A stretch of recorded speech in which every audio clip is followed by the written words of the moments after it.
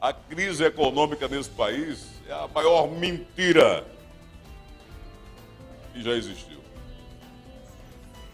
Pode ter certeza. Porque quando você escutar um prefeito falando em crise econômica, pergunte a ele se houve redução do FPM, o Fundo de Participação dos Municípios. Simples assim. Se ouve um político falando sobre crise, pergunte a ele se ele tem condições de explicar na prática o que é a crise política. A crise política onde deputados trocaram, né? Não é o termo vendeu, mas o termo trocaram seus votos para algumas votações importantes, a pedido do presidente Temer. Eles trocaram seus votos a favor de tal votação, tá?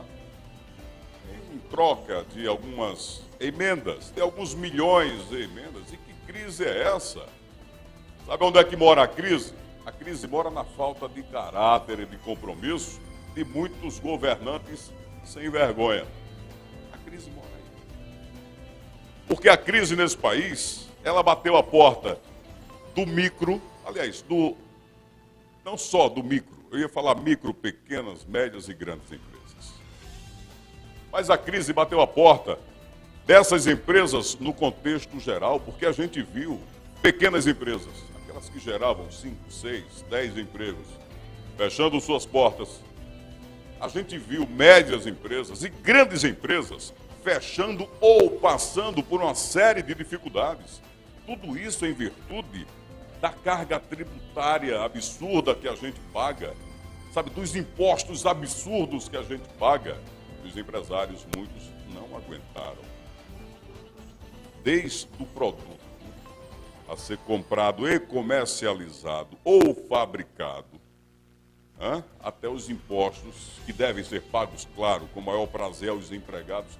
Isso fez com que se tornasse uma bola de neve e muitas empresas fechassem suas portas.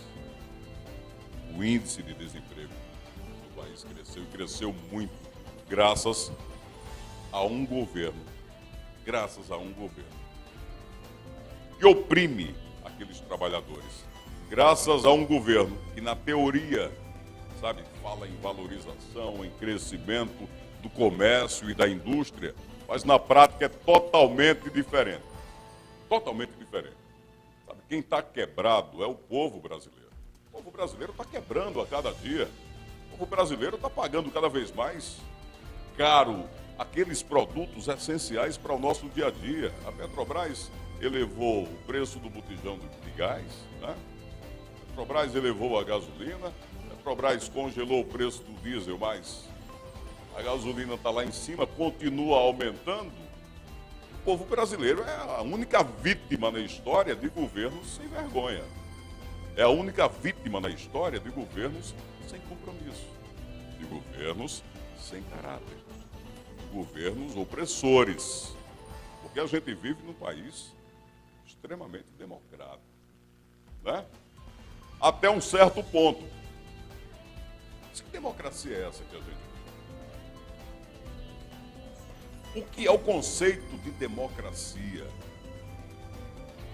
Porque alguns continuam se equivocando quanto ao conceito de democracia. Gente, a inversão de valores nesse país é justamente o que eu prego sempre. Há uma inversão de valores nesse país em todos os sentidos. Democracia é a oportunidade do governo ser idealizado, ser colocado em prática com a participação popular, com o cidadão opinando, dizendo eu quero assim, eu quero assado, sabe?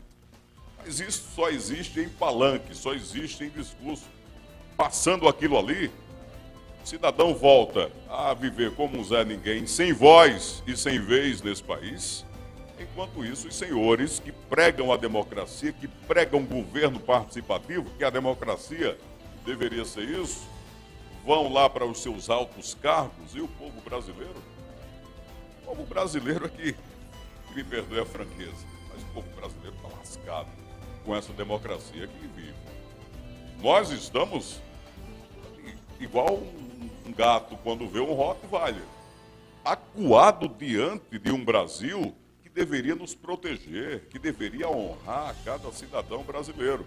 Mas não é isso que a gente vê.